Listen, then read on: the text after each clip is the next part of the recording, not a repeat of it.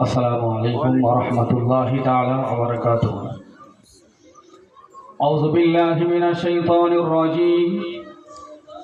بسم الله الرحمن الرحيم. الحمد لله نحمده ونستعينه ونستغفره ونؤمن به ونتوكل عليه ونعوذ بالله من شرور أنفسنا ومن سيئات أعمالنا. من يهده الله فلا مضل له ومن يضلله فلا هادي له. ونشهد أن لا إله إلا الله وحده لا شريك له. ونشهد أن سيدنا ونبينا وحبيبنا ومولانا محمدا صلى الله عليه وسلم عبده ورسوله الذي أرسله بالحق بشيرا ونذيرا وداعيا إلى الله بإذنه وسراجا منيرا. إن الله وملائكته يصلون على النبي يا أيها الذين آمنوا صلوا عليه وسلموا تسليما. اللهم صل على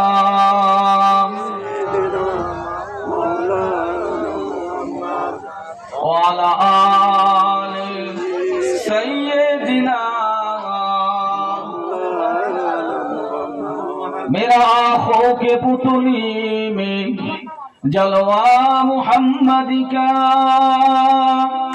मेरे दिल के आईने में नक्शाए मुहम्मद का. कोई जन्नत में जाएगा, कोई दोज़ख में पहुँचेगा, मदीने की तरफ दौड़ेगा दीवाना मुहम्मद का. अल्लाहुम्मा सल्ली अला सय्यिदिना व अला आलि सय्यिदिना मौलाना मुहम्मद. وقال الله تعالى في كلام المجيد والفرقان الحميد. بسم الله الرحمن الرحيم. ربنا تقبل منا إنك أنت السميع العليم وتب علينا إنك أنت التواب الرحيم. وقال النبي صلى الله عليه وسلم لا يؤمن أحدكم حتى أكون أحب إليه من والده وولده والناس أجمعين. মুআজ্জাজ মুকাররম উলামায়ে কেরাম, আজকের প্রধান সম্মানীয় আমাদের সকলের সুপরিচিত বিশ্বাসপাড়া এবং শেখপাড়া মসজিদের ইমাম, আজকের এই মজলিসের প্রধান অতিথি আলহাজ হযরত মাওলানা মতিউর রহমান সাহেব,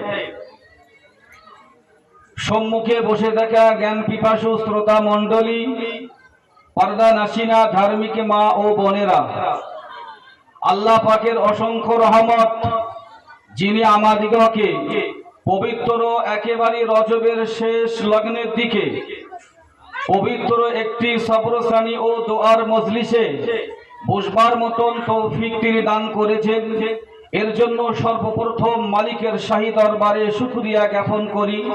মহব্বতের সঙ্গে সকলে বলি আলহামদুলিল্লাহ।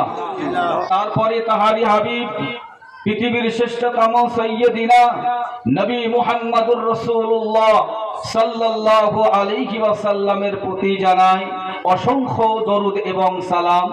ভক্তি ভরে মহব্বতের সঙ্গে সকলে বলি সাল্লাল্লাহু আলাইহি ওয়াসাল্লাম। ইতিপূর্বে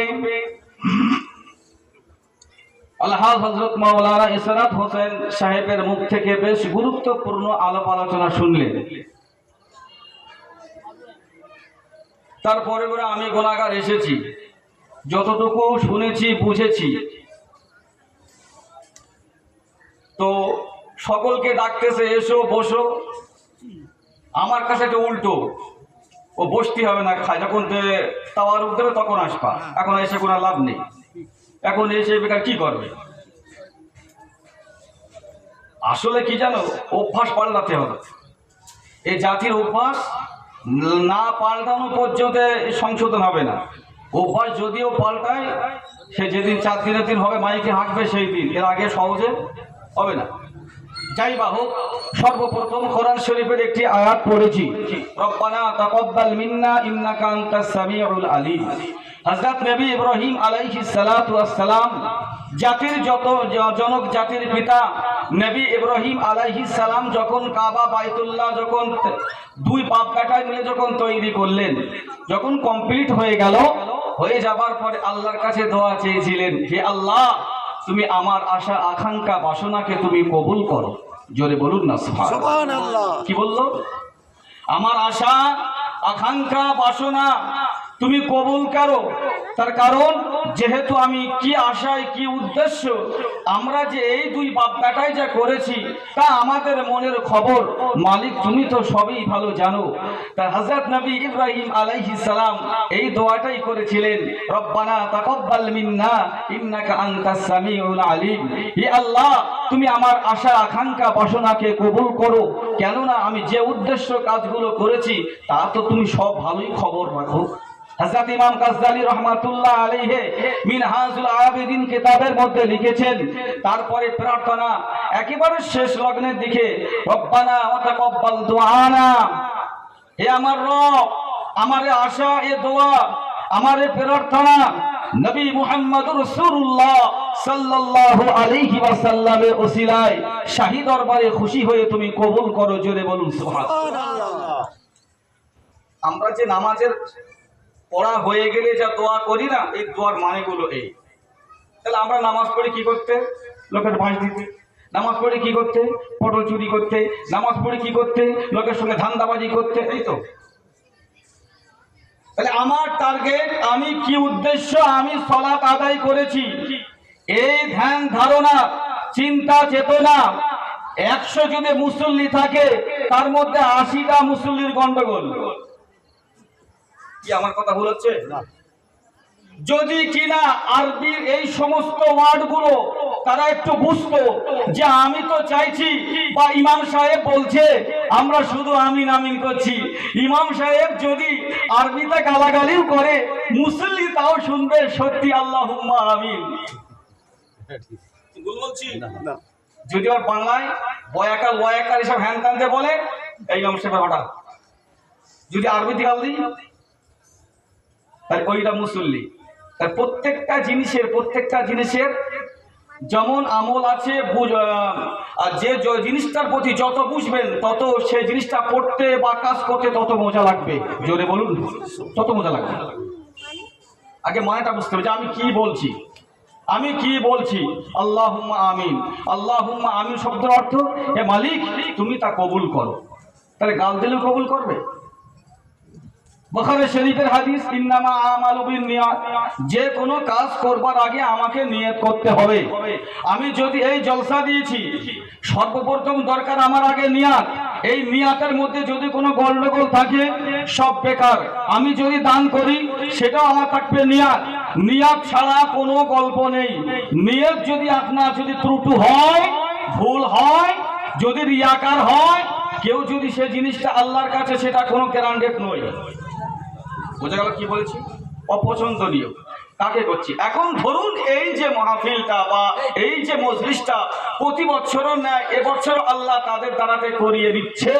তারা যদি মনে করে তাই তো বাড়ি তো অনেক লোক হয়েছে, খালি লোক দেখলে হবে না, দেখতে হবে আমার আগে সেটা হলো এটাই যে আমি কোন আশায় কোন নিয়তে আমার মালিক তিনি কি কবুল করেছে। নামাজ পড়ি, রোজা রাখি, তাসবিহ পড়ি, কোরআন তেলাওয়াত করি, হজ করি, যাকাত দিই, কুরবানি করি, যাই করি না কেন প্রত্যেকটা জিনিসের আমার আগে নিয়াত করা চাই।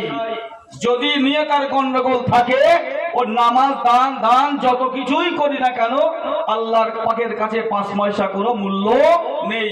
আর যতবার বলি না কেন রব্বানা তাকাব্বাল মিন্না ইন্নাকা আনতাস সামিউল আলিম ওয়া তুব আলাইনা ইন্নাকা আনতাত তাওয়াবুর রহিম, যতই বলি না কেন আর যতই আমি এটা বলি না কেন রব্বানা তাকাব্বাল দুআনা বিওসিলা, হে আল্লাহ তুমি আমার আশা আকাঙ্ক্ষা বাসনা আমার দোয়াকে নবী মুহাম্মদ রাসূলুল্লাহ সাল্লাল্লাহু আলাইহি ওয়াসাল্লামের ওসিলায় দোয়াকে কবুল করো।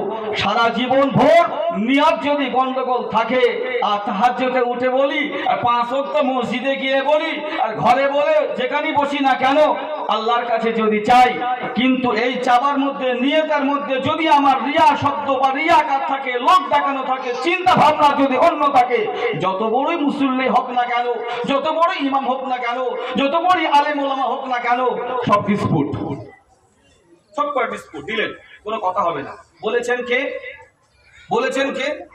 আল্লাহ নবী নিজেই বলেছেন। আল্লাহ নবী সাহাবা হযরতে ওমর ফারুক রাদিয়াল্লাহু তাআলা আনহু তিনি বললেন, ও নবী পাকের সাহাবীরা, ও নবী পাকের সাহাবীরা, নবী পাক সাল্লাল্লাহু আলাইহি ওয়াসাল্লাম নিজেই বলেছেন যে কোনো কাজ করবার আগে তোমাদের নিয়ত করা চাই। যে কোনো জিনিস কোনো তত্ত্ব সংগ্রহ করতে গেলে এই একটা কোনো জিনিস হয়তো আমরা হুটাট করে কথা বলে ফেলি, কি ব্যাপার না অমুক না বলেছে, অমুক মসজিদের ইমাম সাহেব কি অমুক মসজিদের মুসল্লিরা অমুকের কলা চুরি করেছে, তা সেই কথাটা শুনে আরেকজন বলছে সত্যি তো তাই, এই ব্যাপার চারিদিক সব ছড়িয়ে গেছে। তথ্য দিয়েছেন, আসলে জিনিসটা তো ভাবতে হবে। মিথ্যা কথা বলে মানুষের কাছে ছড়াচ্ছে, কিন্তু যে তার সঙ্গে বলেছে তার তো উচিত ছিল এটাই যে উনি যে বলেছেন আসলে কি সত্যি। তাহলে যে কোনো হাদিস যে কোনো জিনিস সংগ্রহ করতে গেলে ওলামায়ে দ্বীনেরা একটা জিনিসকে সংগ্রহ করতে 5,000, 4,000, 3,000 করে তার দলিল দিতে হয়েছে। কে বলেছে? না অমুকের কাছ থেকে শুনেছি। দান করলে আগে কি করতে হবে, দান করলে আমাকে কিভাবে করতে হবে, এই দলিলটার পিছনে দেখা যাচ্ছে 5,000 তার সঙ্গে মশলা যুক্ত হয়েছে। জুড়ে দেখা গেল কি সত্যি। তুমি কার কাছ থেকে শুনেছো? আমি অমুক সাহাবার কাছ থেকে শুনেছি। তুমি কার কাছ থেকে শুনেছো? আমি অমুক সাহাবার কাছ থেকে শুনেছি। তুমি কার কাছ থেকে শুনেছো? আমি অমুক সাহাবার কাছ থেকে শুনেছি। এই করতে খোদ নবী পাক সাল্লাল্লাহু আলাইহি ওয়াসাল্লাম পর্যন্ত গেছেন। এখন দেখা গেল এর মধ্যে এমনও মানুষ আছে যে আবু জেহেল সেও তো শুনেছেন, যে নবী সাহাবী সেও তো শুনেছেন।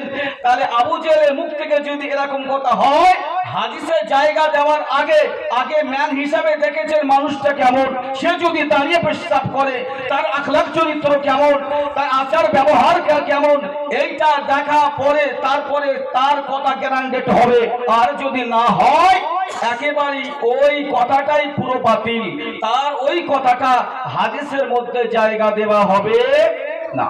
তাহলে মিথ্যা কথা বলার আগে, মানুষের বদনাম দেওয়ার আগে, মানুষের আপনার কুৎসা বদনাম রটানোর আগে, তাহলে তো আমাদের বোঝা দরকার যদি এই সমস্ত জিনিসগুলি আমাদের মধ্যে থাকতো, যে একটা মানুষ যে আমার বলেছে অমুক না চোর, অমুক না ফেরেববাজি, অমুকের দৌড় ঠেলেছে, অমুকের এই করেছে, না জেনে না শুনে ফসকর যদি এই কথা বলে ফেলি, তাহলে তা বুঝতে হবে আগে জিনিসটা আমার তল্লাশি করা দরকার।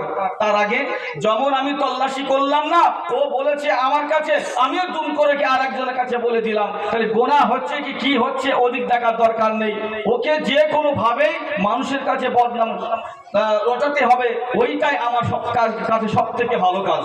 এটাই যদি এইরকম মিথ্যা চরিত্র যদি আমরা সংশোধন করতে পারতাম না, তাহলে সর্ব জায়গাতে এ ওই করেছে, ও সেই করেছে, ওই বলেছে, আমাদের সব বন্ধ হয়ে যেত। আসলে তো নিয়তের গন্ডগোল, নিয়তের গন্ডগোল। এই জন্য হযরত ওমর রাদিয়াল্লাহু তাআলা আনহু বললেন যে কোনো কাজ করবার আগে তোমাদের নিয়াত করতে হবে, সেই নিয়াতটা থাকা চাই সাচ্চা। আরে ইন্নাল্লাহা আলিমুন খাবীর, আমি কোন উদ্দেশ্য, কোন কাজে, কিসের জন্য করছি, ব্যাপারটা আগে আমার দুনিয়ার কেউ বুঝতে না পারলেও, আমার গ্রামবাসী জানতে না পারলেও, আমার ব্যাপারটা জানছেন কে? যিনি আমার সৃষ্টি করেছেন, যিনি আমার সব দিয়েছেন, সেই সৃষ্টিকর্তা আমার ব্যাপারটা তিনি ভালো জানতে পারছেন। জোরে বলুন সুবহানাল্লাহ। তাহলে পাপ কাজ করতে গেলে কি নিয়ত লাগে? কি বলেছি? কে বলেছে লাগে না?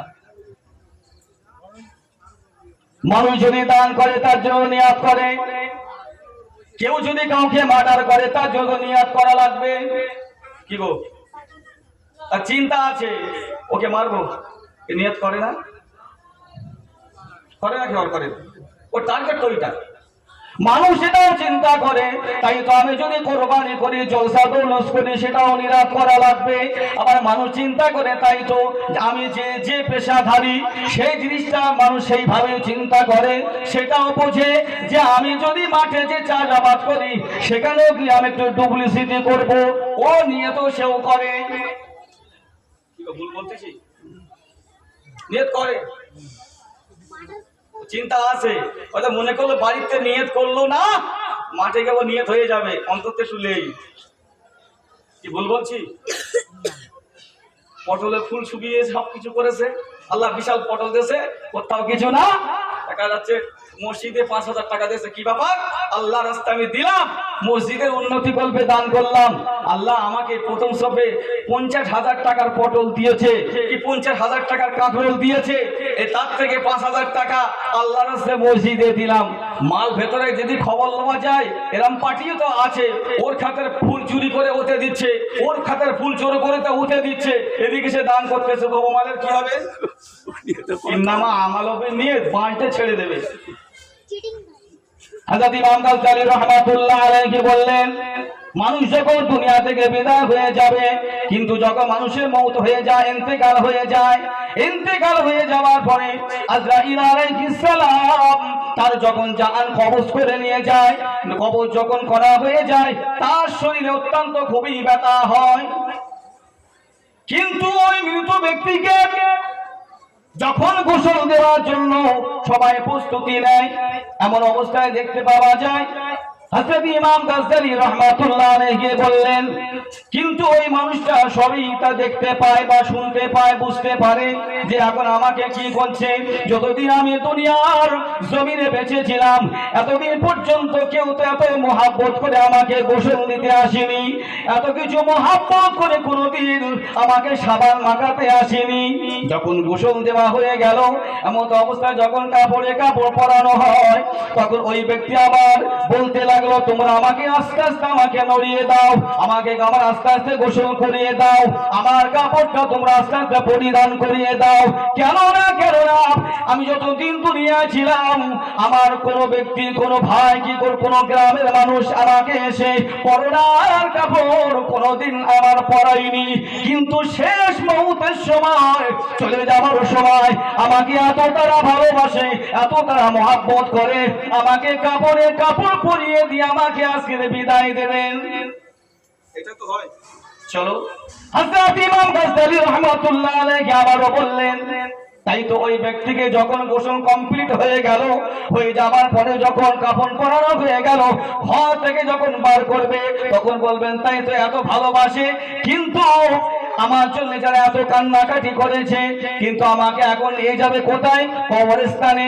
কিন্তু আমার ঘরের স্ত্রী, আমার ঘরের মেয়ে, আমার পাড়া প্রতিবেশী সবাই তার আহুদোষ করলো, এখন আমাকে যে নিয়ে সবাই চলে যাচ্ছে, কিন্তু এই আমার সঙ্গে যারা যাচ্ছে, কিন্তু কোনো মহিলা একটাও নাই, আমার সঙ্গে যারা সবাই যাচ্ছে সবাই তো পুরুষ, যাকে যা দরকার নেই, তাহলে যারা আমার সঙ্গে যাচ্ছে নিশ্চয়ই তারা আমার কবর পর্যন্ত এরাও গিয়ে থাকবে। একটা পিরিয়ড হয়ে গেল, দুটো পিরিয়ড হয়ে গেল, সত্যি আমারও ওরা এত ভালো না পারলে কাঁদবে কেন? ভালো না বাসলে ওরা আমার জন্য এত আফসোস করবে কেন? যখন নিয়ে চলে যাচ্ছে চিন্তা করে, তাই তো মনটা খারাপ, যাকে যা, ওরা হয়তো মেয়ে ছেলে ওদের নিষেধ আছে যাবার, ওই জন্য এক সময় ছিল, কিন্তু কার্যক্ষেত্রে কারণ ক্ষেত্রে মাসলাকের উপরে তাদেরকে নিষেধাজ্ঞা জারি করা হলো, ওদিকে যাচ্ছি না, যেটা বলছি। তাই যখন নিয়ে যাচ্ছেন তখন বলছে, যাকে যা, এরা তো আমার সঙ্গে যাচ্ছে, ছেলে আছে, মেয়ে আছে, জামাই আছে, বোনাই আছে, ভাই আছে, গ্রাম পাড়া প্রতিবেশী সবাই তো আছে, চলো। যখন জানাজা হয়ে গেল, জানাজা হয়ে যাওয়ার পরে যখন কবরস্থ করা হলো, কবরদারে যখন কবরস্থানে নিয়ে যাওয়া হলো, নিয়ে যাওয়ার পরে তখন সব বুঝতে পারছে, মনে হচ্ছে আমাকে ছেড়ে এরা কেউ আর চলে যাবে না। যখন কবরে শুইয়ে দেওয়া হয়েছে, যখন শুইয়ে দেওয়া হয়েছে, তখন বুঝতে পারছে আমার সঙ্গে তিনজন মানুষ আছে। তাই তো আর কোন মানুষ গেল কোথায়? আর মানুষ কোথায় গেল? যাকে যা দরকার নেই সবাই চলে যায় যা, কিন্তু আমার কলিজার টুকরা ছেলে সেও তো আছে, আমার নিজের বোনাই সেও তো আছে, আমার নিজের ভাই সেও তো আছে। এই তিনজন থাকলে পরে আমার আর কোনো চিন্তা নাই, কোনো চিন্তা নাই। সবাই চলে গেছে থাকি, এই তিনজন তো আছে, আমার কোনো ভয় নেই।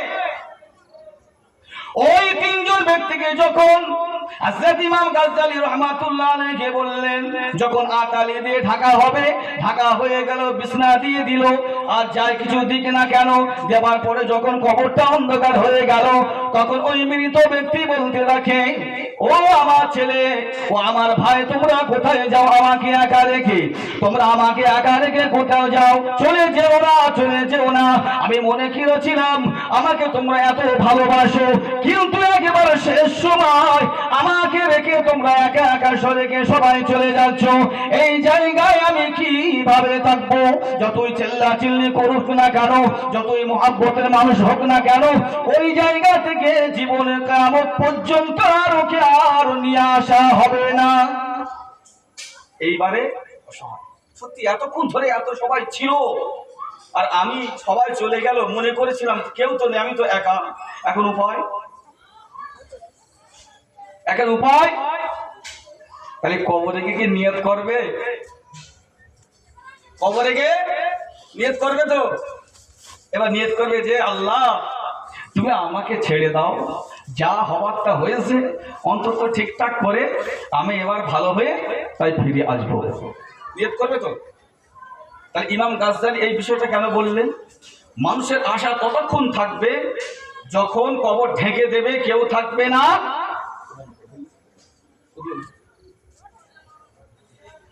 তাহলে সেই আশা আকাঙ্ক্ষা ততক্ষণ থাকবে যখন সবাই ছেড়ে চলে আসবে, তখন ওই ব্যক্তি তখন আহুতোষ করবে, হায় রে, এত কষ্ট করে, এত কিছু করে, হয়তো চুরি করে, ডাকাতি করে, ছিনতাই করে, চিটিংবাজি করে, হারামগিরি করে, মিথ্যাবাদী করে, পরে দৌড় ঠেলে, আল ঠেলে, এই করে সেই করে, বিবি বউ বাচ্চা সকলের জন্য আমি অনেক কিছু আমার জোগাড় করেছি, আজকে সব কিছু রেখে এসেছি, কেউ আমার সঙ্গে আসলো না।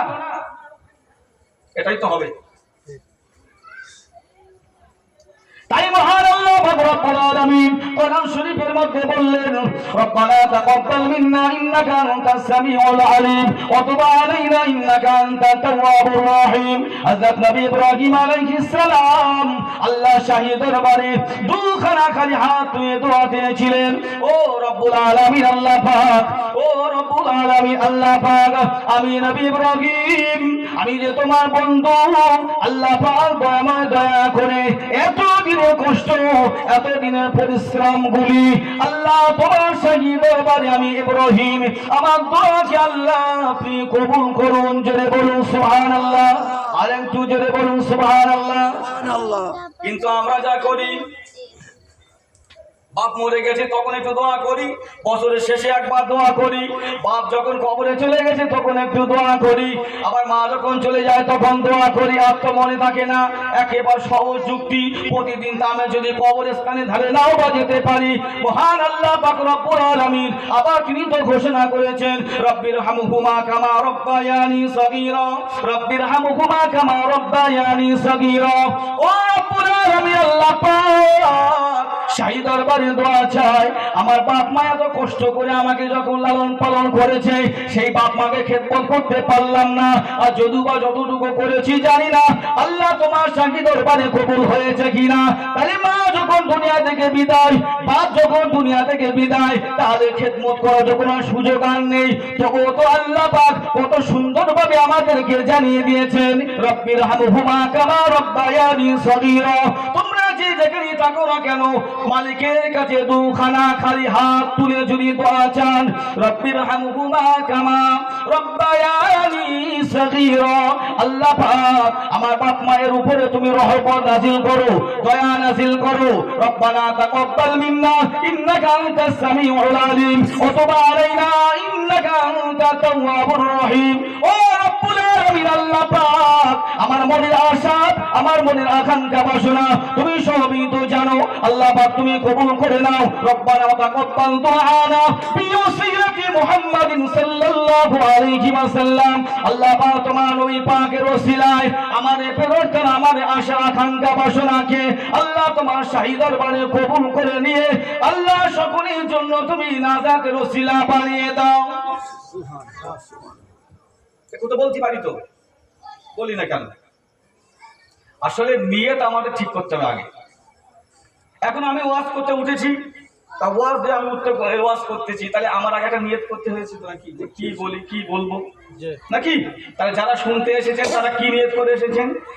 ওখানে যাচ্ছি একটু শুনে আসি, কি গো ওখানে শুনে আসি। কেউ নিয়ত করেছেন আমরা যারা 5 ওয়াক্ত নামাজ পড়ি না, আজকে ওখানে যাচ্ছি নিয়ত করেই আসবো, যতদিন বাঁচবো 1 ওয়াক্ত নামাজ আমি ছাড়বো না।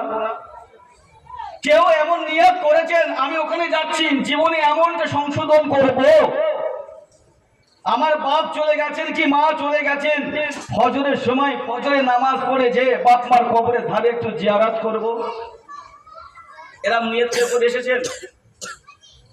একজনা বলবেন? আসলে আমাদের নিয়ত গড়বড়। মৌলী সাহেব কি বলতে সেটা শুনবো, হাফেজ সাহেব ইমাম সাহেব কি বলছে সেটা শুনবো, ওই শোনাটাই আমার সার। আর যদি একটু হাসি তামাশা নানান তাল যদি একটা কথা সত্যি ওয়াজ না আজকের হয়েছে, আর যখন কায়দা করে আর কি দিয়ে দেওয়া হবে, বলবেন সত্যি আজকে যা করে গেছে না, তো করে কি হচ্ছে, কি হচ্ছে করে। আসলে সব জায়গায় গন্ডগোল নিয়ে তার এই নিয়তের গন্ডগোল থাকার কারণেই আজকের আমাদের এই হালাত, আজকের আমাদের এই অবস্থা। এই জন্য বলছি প্রত্যেক জিনিসটা কাজ করবার আগে আমার নিয়ত করা চাই। তাহলে যখন নিয়ত করেছে নিয়তের মধ্যে করো। আবার কিরকম ধর কি বলি, যে বলছে রিয়া রিয়া রিয়া মানে লোক দেখানো, লোক দেখানো। তাই তো 5000 মানুষ হয়েছে, অনেক লোক হয়েছে, প্রচুর লোক হয়েছে, লোক আমার খুব ভালো বলছে, তা মনে আমার আনন্দ হচ্ছে। তা এই আনন্দ হতে হতে হয়তো ইবলিস এমন ভাবে গুঁতো মেরে দিল, সেই আসল নিয়তটা সব চূর্ণ বিচূর্ণ হয়ে গেল। তা সেটি যদি আল্লাহর কাছে লোক দেখানো হয়ে যায়, তাহলে এই যে মেহনত, এই যে কষ্ট, এই যে তাবারুকের এত কিছু অ্যারেঞ্জমেন্ট, খরচাপাতি যা কি সব তো বেকার। নাকি ভুল বলছি? সবটাই বেকার। এই জন্য ওই প্রত্যেক কাজটা করবার আগে নিয়াত করা চাই। নিয়াত যদি গড়বড় থাকে, কি নামাজে, কি দানে, কি সে কোরবানিতে যা কিছু করলে এখানে সব বেকার। তাই কোরআন শরীফের এই আয়াতগুলো বললাম, বা নবী ইব্রাহিম আলাইহিস সালাম যে কথাটা বলেছেন ওই কথাটা আমি বললাম, যে তিনি কি আমাদের শিখিয়েছেন, তার উম্মতদের কেমন করে শিখিয়েছেন, আর আজও সেই আমাল পৃথিবীর জমিনে জারি রয়েছেন। জোরে বলুন সুবহানাল্লাহ। আর একটু জোরে বলুন না সুবহানাল্লাহ। মুহাব্বতে দরুদ শরীফ আল্লাহুম্মা সাল্লি আলা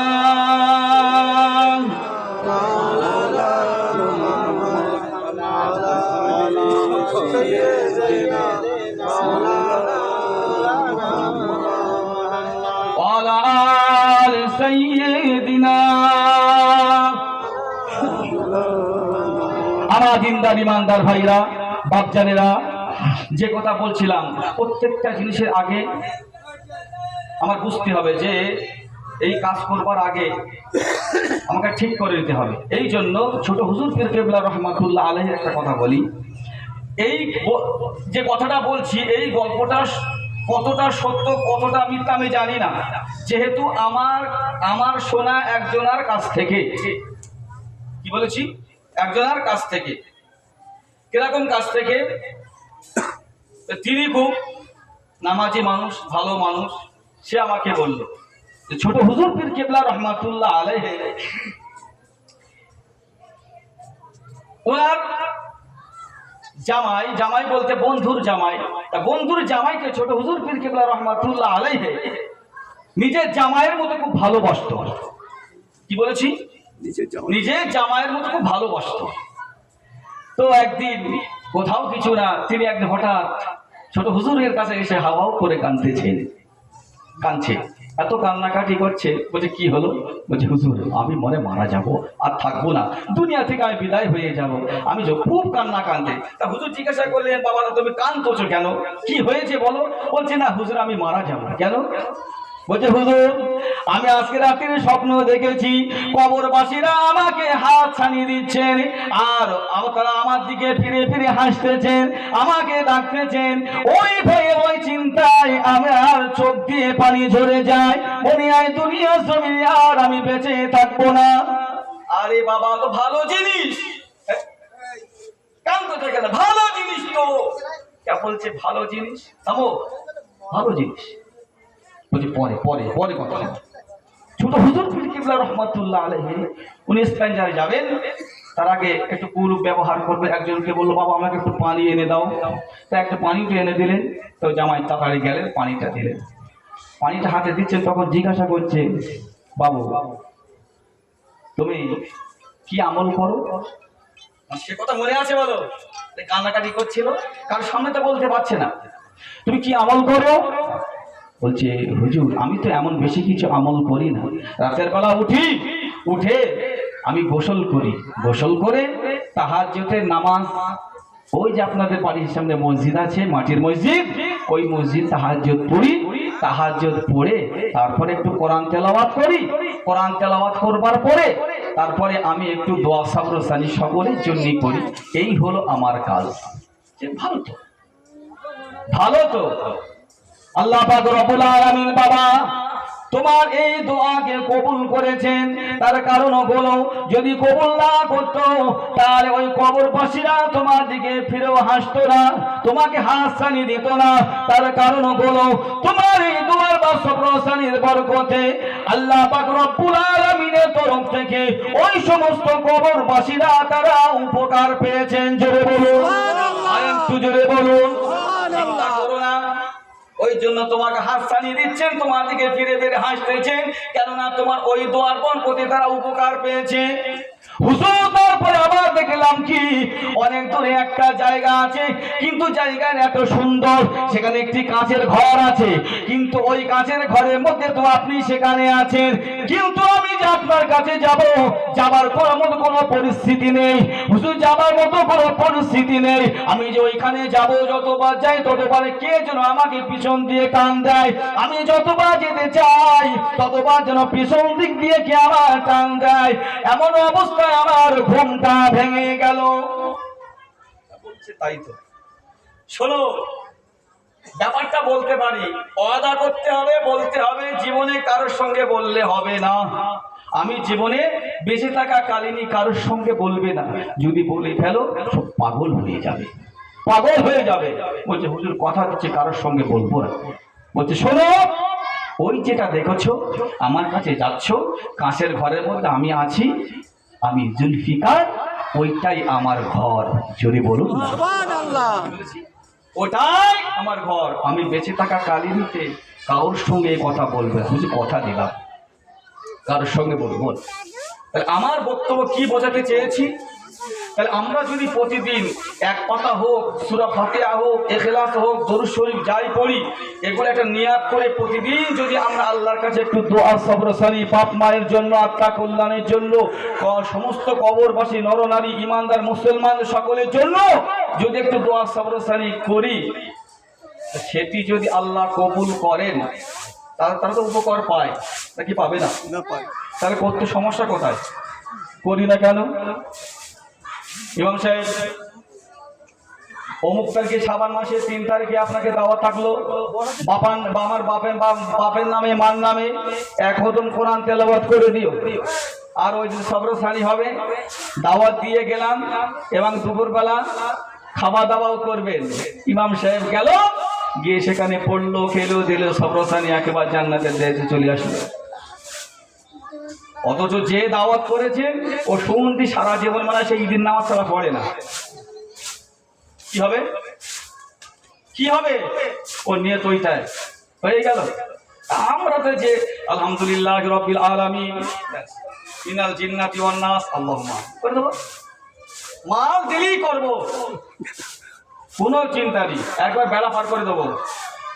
এই তো চলতেছে এখন। শুধু ওয়াজ চলতেছে, এ মুনাফিক, ও ওই, ও সেই, ও কাফের, ও বেঈমান। আরে বাবা এসব কি? এমন একটা কথা বলো মানুষ জানুক, এমন একটা কথা বলো মানুষ বুঝুক। মুনাফিক তারা কে বা কি? মুনাফিকটা বললাম কেন বা বললাম, এই মানুষগুলো তো এরা তো কিছুই বোঝে না। জনগণ তারা কি বুঝবে? আগে মুনাফিককে চিনবার আগে, চেনানোর আগে দরকার ছিল আগে আল্লাহ এবং আল্লাহ রসুলকে চেনানো। আল্লাহ আল্লাহ রসুলকে আগে চেনাও, তারপরে বাচ্চা যদি কাঁদে 1 ঘন্টা খেলনার জন্য, মা আমাকে খেলনা কিনে দাও, ওই খেলনার জন্য হয়তো কিনে না দিলে 1 ঘন্টা কাঁদবে, কিন্তু জ্ঞান যদি শূন্যহীন হয় সারা জীবন ওর কাঁদতে হবে।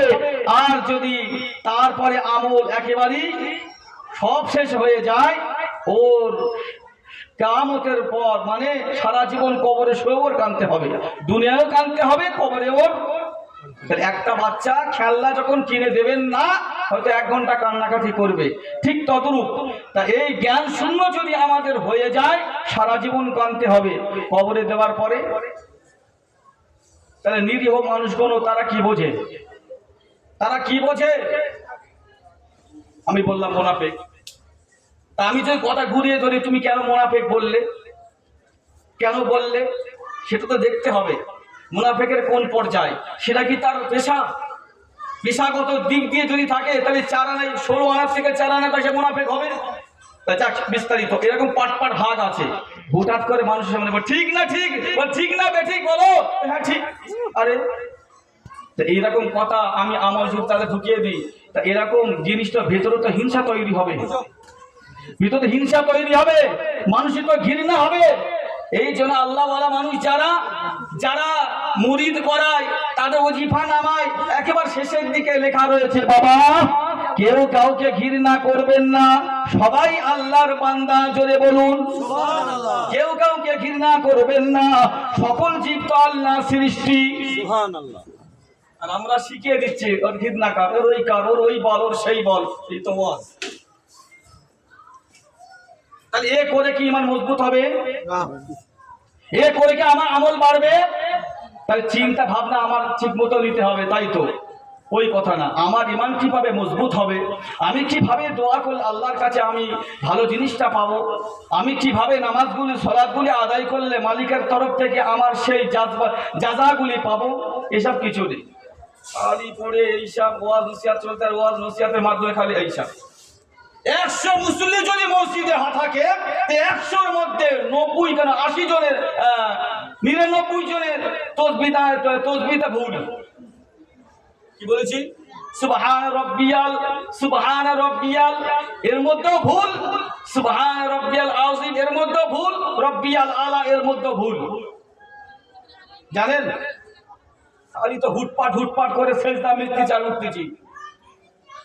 কোন জায়গায় ভুল? আরে বক্তা উঠি তো আলহামদুলিল্লাহ, আলা শব্দ তো নেই, রয়েছে আল শব্দ। তাহলে আলা করে কোথায় পেলে? মানে যদি পাল্টে যায় তাহলে কি হবে? এই যদি বলবে খোঁচা মারা শুরু করেছি, আরে খোঁচা না, জিনিসটা বুঝতে হবে। ওয়াট এই যদি অক্ষরের জন্য যদি আমার অর্থ অন্যরকম হয়ে যায়, মানে পাল্টে যায়, আমার যদি সওয়াব না হয় তাহলে আমি করবো কেন? দেখি একটু বলবো, সমস্যার কি আছে? তাহলে আমার থেকে আরো 5 জন শিখুক না, কি বলেছি? সুবহান রাব্বি, আমরা বেশি বলি সুবহান রাব্বি আল, সুবহান রাব্বি আল, কিন্তু আল শব্দ তোকে নেই, আলিফের সঙ্গে লামে যুক্ত তো নেই, রয়েছে তো ইয়ার সঙ্গে লামে যুক্ত ইয়াল, সুবহান রাব্বি ইয়াল, সুবহান রাব্বি ইয়াল, সুবহান রাব্বি আল নই। কিন্তু আমরা সেজদা করে কি রুকু করে এই শব্দটা আমরা বলি। তাহলে আমরা যারা জানি না এই সমস্ত জিনিসগুলো এক জায়গায় বসে যদি একটু বসি শিখি, এসব তো নেই। তাহলে হুড়ি চারিদিকে এইসব হচ্ছে, আর খালি ওইসব গুতি এই খালি ওয়াজ নসিহত। তা কি শিখলে জাত কি শিখবে? কি শিখবে? প্রশংসা কার করবে? তসবিতে যে সেজদা যে প্রশংসা কার করবে? আমি হুজুর আমার করবে, আমার বাপের করবে, মায়ের করবে, গ্রামবাসীর করবে, কোন আলেম ওলামার করবে না। আমি সেজদাতে পড়ে আমি যে সুবহান রাব্বিয়াল আলা, সুবহান রাব্বিয়াল আলা, আমি তো প্রশংসা করছি সেই মালিক যিনি আমার সব জিম্মেদার দায়িত্ব তারই হাতে রয়েছেন, জোরে বলুন সুবহানাল্লাহ। আমি তো সেই মালিকের প্রশংসা করছি। আর সেই মালিকের প্রশংসা করতে গেলে তো খুব সুন্দরভাবে করবেন, নাকি ধূপধাপ করে উঠবেন আর দেবেন। এই জন্য সমাজে দেখবেন 4 রাকাত নামাজ আদায় করতে গেলে কোন মানুষের 4 মিনিট সময় লাগে, আবার 4 রাকাত নামাজ আদায় করতে গেলে কোন মানুষের 3 মিনিট সময় লাগে, আবার 4 রাকাত নামাজ আদায় করতে গেলে কারোর আবার দেখা যাচ্ছে 6 মিনিটও লাগে। তার কারণ হলো যে 3 মিনিট পড়েছে সেও তো 3 মিনিটে পড়েছে, সেও তো 4 রাকাত পড়েছে। যে 3 মিনিট যে 6 মিনিটে পড়েছে সেও তো 4 রাকাত পড়েছে। যে 10 মিনিটে পড়েছে সেও তো 4 রাকাত নামাজ পড়েছে। আসলে ব্যাপারটা কি? সুবহান রাব্বিয়াল আ'লা, সুবহান রাব্বিয়াল আযীম, এই সমস্ত জিনিসের মধ্যে সবই তো গন্ডগোল। আসলে কথা হলো ওর মধ্যে তো চুরি করেছে, ও তো ওর মালিকের প্রশংসা করেনি। ও নামাজ পড়তে হয় তাই পড়েছে, ও সিজদা করতে হয় তাই করেছে। এগুলো সব তো রিয়া, এগুলো সব তো রিয়া। আসলে তো লোক দেখানো। সবাই আবার মুসল্লি বলবে, সবাই আমার ভালো বলবে, কিন্তু তুমি ভেবে দেখো তোমার মালিকের কাছে তুমি কতটা তার পক্ষ থেকে তোমার পাওনাটা পাবে। 10 টাকা দাও। ভেবে দেখো। 10 টাকা দাও।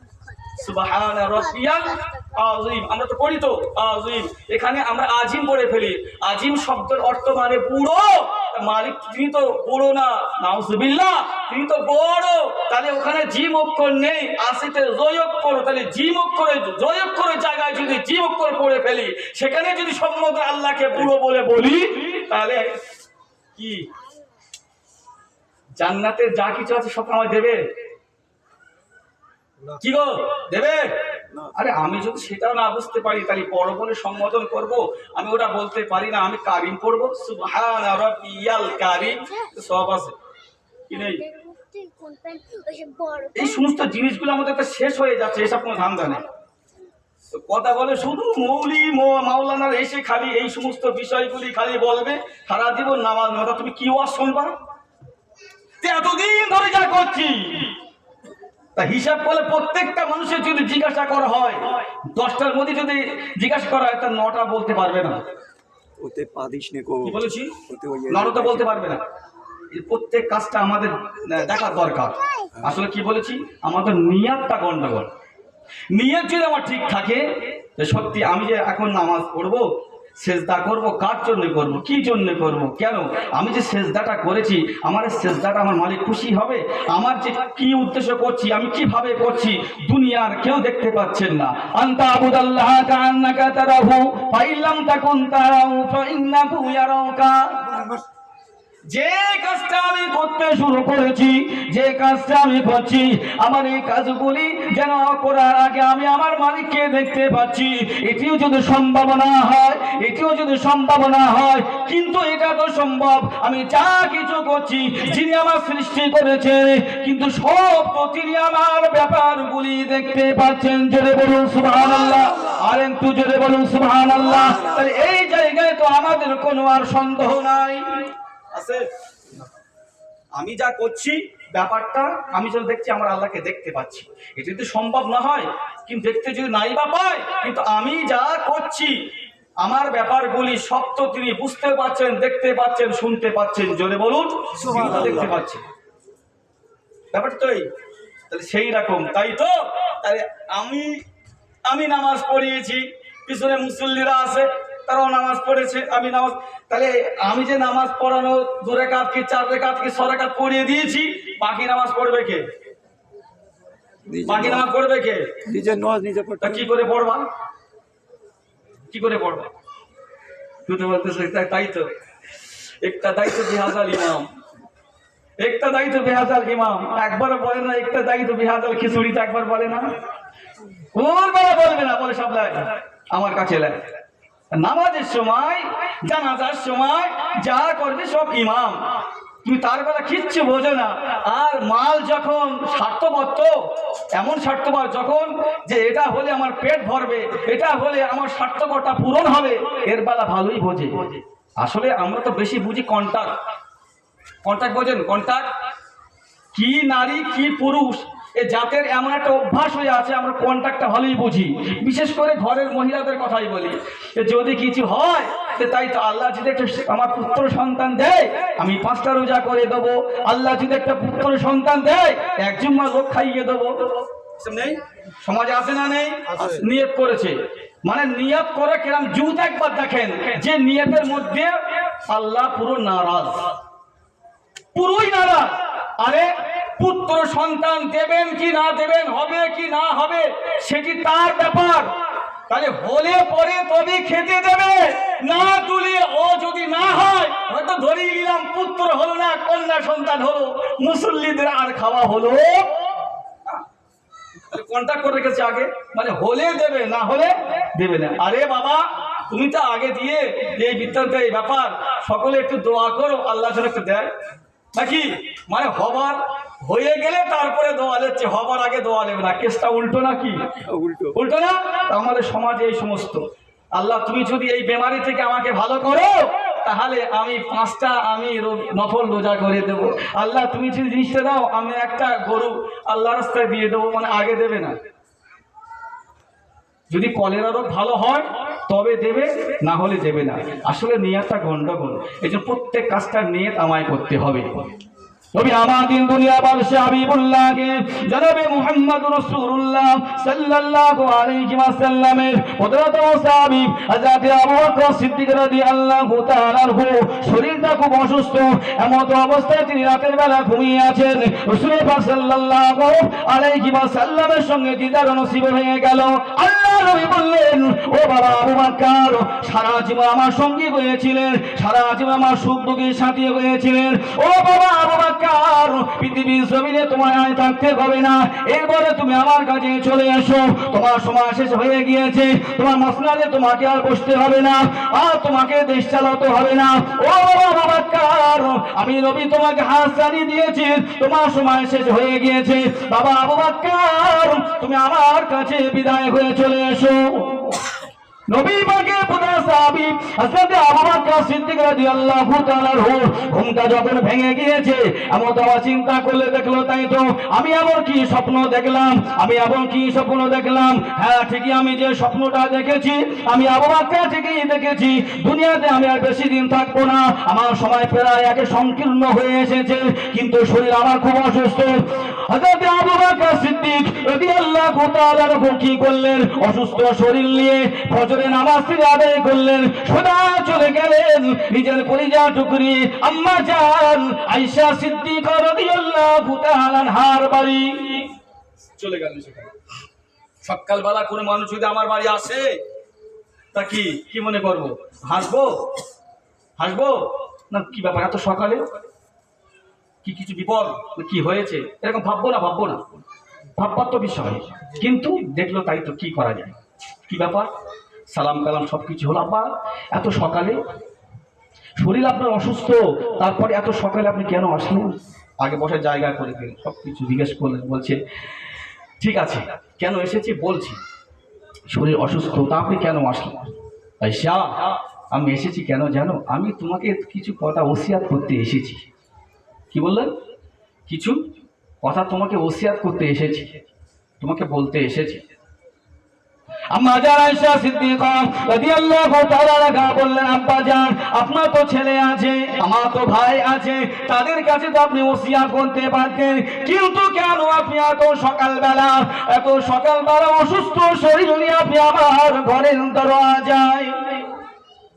ও বেটি আয়েশা, আমি কেন এসেছি তার কারণ হলো আমি দুনিয়া থেকে আমি আবু বকর বিদায় হয়ে চলে যাব, আমি দুনিয়া থেকে আমি আবু বকর বিদায় হয়ে চলে যাব, কিন্তু আমি যে ওসিয়াত করতে এসেছি ভালো করে কথা আগে সেটা শোনো।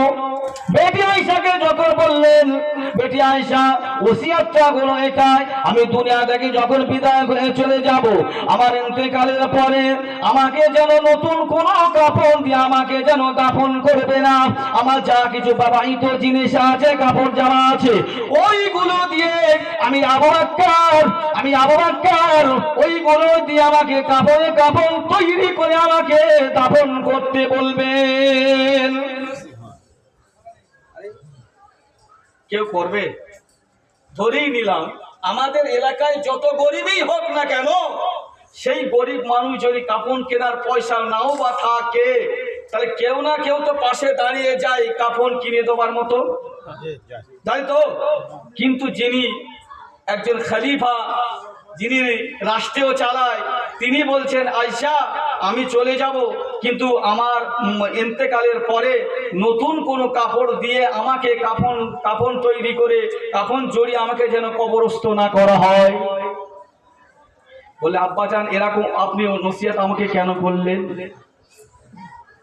ঠিক আছে আব্বাজান, আপনি যেটা বললেন আমি মেনে নিলাম, কিন্তু আপনার ইন্তেকালের পরে যদি আমি এই কার্যটা করি তাহলে তো আরো তো অন্যান্য যে সাহাবায়ে কেরামেরা আছেন তো সবাই জিজ্ঞাসা করবেন যে আয়েশা আবু বকর সিদ্দিকের বেটি আয়েশা এই কাজটা কেন করলো? বলবে না? বলবে না? হ্যাঁ বলবে। বলার তো কথাই তো বলবেই যে কি একটা মানুষ বিদায় হয়ে চলে যাচ্ছে, কিন্তু পুরোনো কাপড় অন্তত ভালো নতুন পোশাক কাপড় দিয়ে কাপড় পরিয়ে তাকে দাফন করি।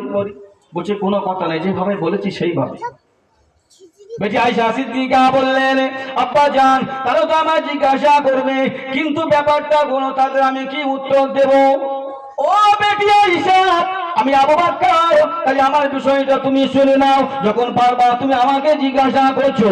ও বেটি আয়েশা আমি আবু বকর দুনিয়া থেকে যখন বিদায় হয়ে চলে যাব, যদি আমাকে নতুন কাপড় দিয়ে পরিয়ে দিয়ে আমাকে কাফন তৈরি করে দিয়ে কাফন আমাকে জড়িয়ে দিয়ে যদি কবরে দিয়ে আসা হয়, তাহলে কি আমার সওয়াব বেশি হবে না কম হবে?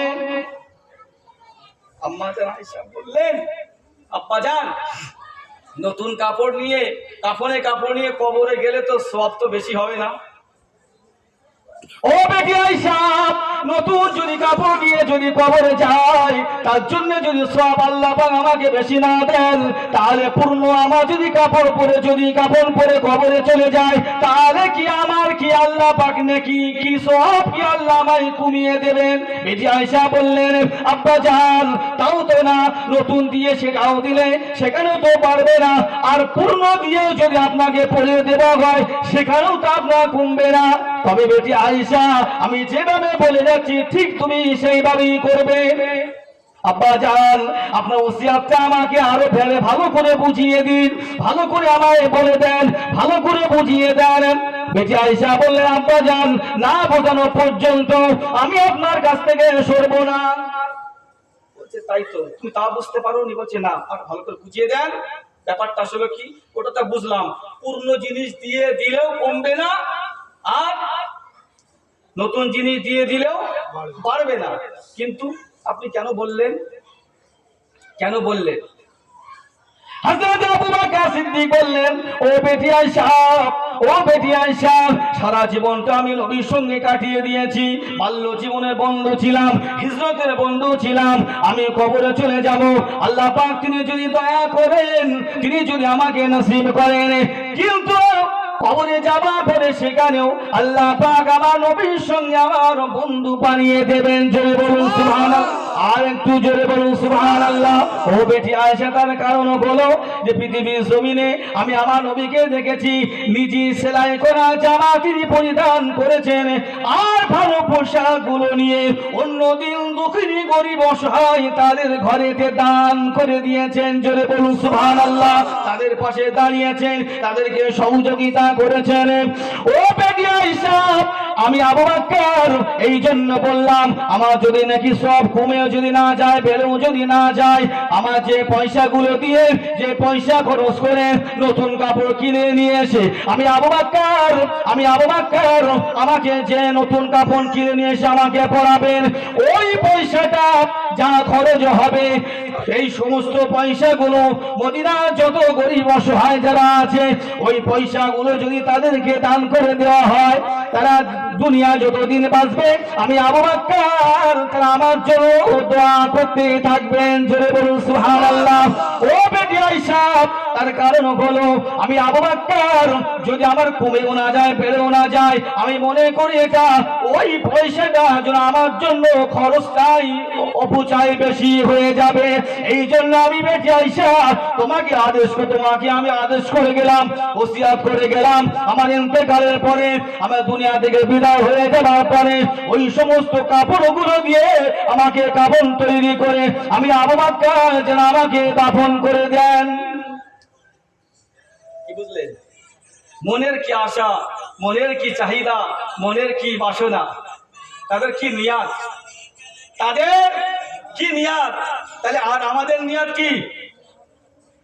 আমাদের নিয়াত কি? ও করতে মরে মরুক, যা হয় হোক, দরকার নেই, আমি তো বাঁচি, আমি তো বাঁচি। অনেকে আবার বলবেন তাই তো সকালবেলা মৌলী সাহেবটা খুব বলে, মৌলী সাহেবরা কত দেয়? আরে কত, 5,000 টাকা মাইনে দেয়, কি দেবো? শুধু পরের বাড়ি তো খেয়ে বেড়া, কেন খাবো না? বলছে হুজুর একটু দোয়া করে দেন। বলছে কি দোয়া? বলছে তেলের দাম, পেঁয়াজের দাম, আলুর দাম সব বেড়ে যাচ্ছে। বলছে যত বাড়ুক দোয়া আমি করতে পারবো না। কেন? আমি দোয়া করেই বা, দোয়া করলেও বাড়বে, না করলে বাড়বে, আমার তো কোনো চিন্তা নেই, আমি তো পরের বাড়ি খাই। কোন সমস্যা আছে? কি বলেছি? পেঁয়াজ আলু দাম যা বাড়ে বাড়ুক, আলেম ওলামা তাদের কোনো সমস্যা নেই, ওরা তো গিয়ে খাবে। তা পেঁয়াজের দাম যদি 1,000 টাকা কিলো হয়, তাও তো সে কিনে হুজুরের খাওয়াবে, আমার কোনো সমস্যা আছে? দোয়া করলেও সে আফসোস, না করলেও আফসোস, হুজুর খাবে নাকি? এইটাই তো হয়। কেন? যত গরিব হোক না কেন, কোন আলেম, কোন ওলামা, কোন নামাজি ব্যক্তি মেহমান যদি তার বাড়িতে আসেন, চেষ্টা করে ভালো জিনিস দিয়ে তাকে মেহমানদারি করার, যদি বলুন না, তাহলে ভালো জিনিস দিয়ে তাকে যদি মেহমানদারি করেন বা করানো হয় এই খুশিতে যে আমার বাড়ি এসেছেন।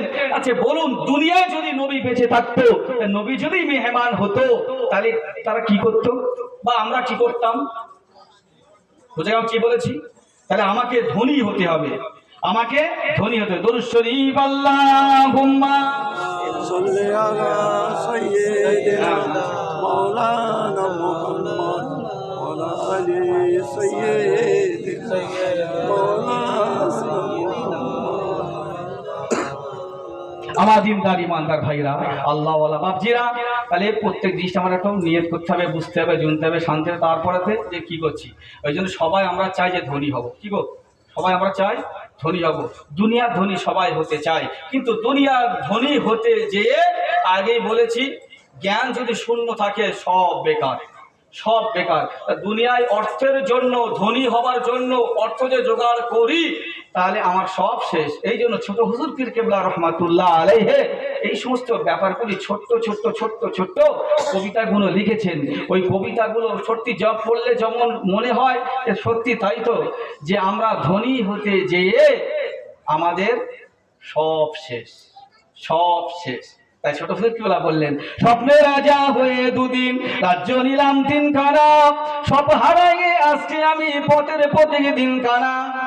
এই বলে তো, স্বপ্নে রাজা হতে চায়, ধনী হতে যায়, কিন্তু সত্যের পথের পথিক যে আমি হব, তখন আমি পুরো দিন কানা, শরিয়াত কানা, আমল কানা, কিছুই নেই। ছোট হুজুর পীর কেবলা ওইটাই বললেন, স্বপ্নে রাজা হয়ে দুদিন, রাজ্য নিলাম 3 কানা, সব হারাইয়ে আজকে আমি পথের পথে দিন কানা।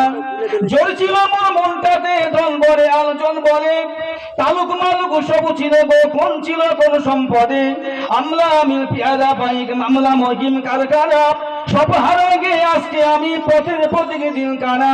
স্বপ্নে রাজা হয়ে দুদিন, রাজ্য নিলাম 3 কানা, সব হারাইয়ে আজকে আমি পথের পথে দিন কানা। ভুল বলছি না? এই কবিতার মধ্যে এত সুন্দর কথা, যে সারাদিন করে যে তাই তো মোটামুটি একতলা হয়েছে, যে কোনো পার্কে পাথর বসিয়ে 6 তলা করতে হবে, ফজর নেই, জোহর নেই, আসর নেই, মাগরিব নেই, এশা নেই, বাস যা। স্বপ্নে আমার অনেক কিছু হতে চায়, ধনী হতে চায়, রাজা হতে চায়, কিন্তু রাজা ধনী হতে যেয়ে পথের পথিক তো সে তো দিন কানা। কথা বোঝা গেল? দিন কানা। তাহলে দিন যদি আমার কানায় হয়ে থাকি, ইসলাম ধর্মটা যদি না দেখে, যদি চোখলা না হয়ে যদি কানায় হয়ে থাকি, তাহলে তো আচ্ছা ধরা ধরবে।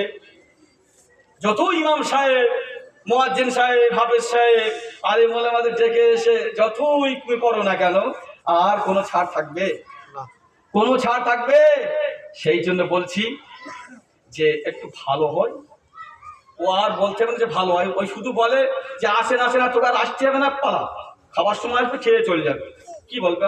মসজিদে এসো এসো, অনেক বক্তায় উঠে, বাবা সকলের কাছে অনুরোধ, আসুন। আমি কি অন্যায় করিস? তা অনুরোধ করতে হবে, তা শুনতে হয় শোন, বসতে হয় বস, জাতি হয়ে যাও। কে জানে না নামাজ না পড়লে কি হবে, না পাপ হবে, চুরি করলে কি হবে, না গুনাহ হবে, হারাম খেলে কি হবে, না এই হবে, ওই করলে কি হবে, না এই হবে। এটা সব হয়ে গেছে, সব তো জানে, জানার পরেও কেন? আসলে নিয়ত তো গড়বড়, নিয়াত গড়বড়। নিয়াত ঠিক করুন, আল্লাহর কাছে দোয়া করুন, নিশ্চিত মহান আল্লাহ আমাদেরকে সেই জাযা, সেই পুরস্কার আল্লাহ আমাদেরকে দান করবেন। সকলে উচ্চ আওয়াজে আর একবার মুহাব্বতে দরুদ শরীফ আল্লাহুম্মা সাল্লি আলা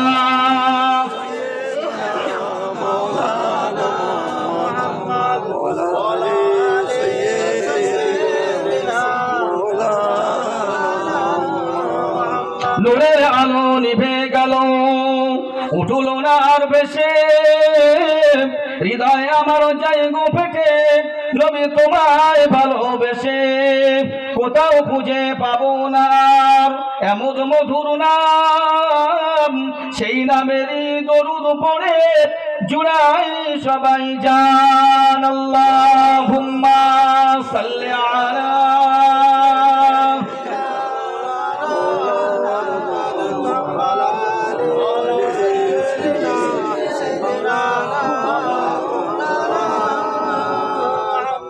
মাকড় সাথে পাদ পেতে যায়, কবুতরে ডিম পাড়ে, তাই না দেখে কাবের সেনা যাই গড়ে চলে পথ ভুলে।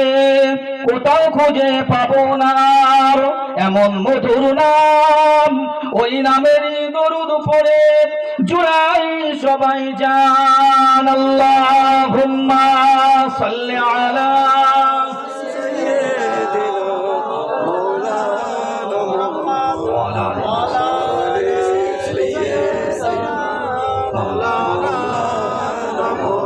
আলহামদুলিল্লাহ, খুব সুন্দর হচ্ছে। যাই বা হোক, আপনাদের কাছ থেকে আমি বিদায়। ভাষা করে ত্রুটি আমার জন্য ক্ষমা। যে আমার বাবুজান আল্লাহ হযরত মাওলানা মতিউর রহমান সাহেব হুজুর তিনি এসে গেছেন সময় মতো, একেবারে ছাড়। আবার 2-10 মিনিট হয়ে গেলে বলবেন হুজুর কি গড়ি থাকতে পায় না, এরকম পার্টিও আছে, ঠিক আছে। আবার খোঁজে, হ্যাঁ এখন কিছু বলবে না, ঠিক বলবো কখন? সকালবেলা। ধরে খাওয়ার জন্যই তো এতক্ষণ ধরে রাখতে হয়, এ তো স্বভাব, জাতের স্বভাব, ঠিক আছে। আসলে যে কোনো জিনিস বলতে গেলে, শুনতে বুঝতে গেলে একটু সময় লেগে যায় 10 মিনিট। এতে কোনো, আগে বলেছে নিয়ত ঠিক করবেন। যাই বা হোক, এসে গেছেন সময় মতো ইনশাল্লাহ। আখেরি দোয়া, কেন টাইম ছিল হুজুরের 8টা থেকে 10টা, লাস্টে আমি থাকবো 1 ঘন্টা, 10টা থেকে 11টা, ঠিক আছে। তাই বাবা ফোন করলাম যে এই বৃত্তান্ত, এই ব্যাপার খুব ইমার্জেন্সিটা, আমি যেতে হবে, এখানে যাবো কদম গাছি, ঠিক আছে। তাই আমি বললাম যে আমি 8টা থেকে 9টা করছি, আপনি চলে আসেন, আপনি আখেরি দোয়া করবেন। আলহামদুলিল্লাহ, সময় মতো তিনি আমাদের কাছে এসেছেন। আল্লাহ পাক রব্বুল আলামিন তানার যুক্তি, হিকমত, বুদ্ধি এবং যে নিয়ে এসেছেন, আল্লাহ পাক তার কাছ থেকে আমাদের সেই দোয়া এবং সেই আমলের কথাগুলি শুনবার মতন তৌফিক দান করেন। বলুন সকলে আল্লাহুম্মা আমিন। একটু বিদা নারে তাকবীর, আরেকটু জোরে নারে তাকবীর। সিলসিলা হাত ফুরফুরা শরীফ, সিলসিলা হাত ফুরফুরা শরীফ, মহান ইসালিন সওয়াব, মহান ইসালিন সওয়াব।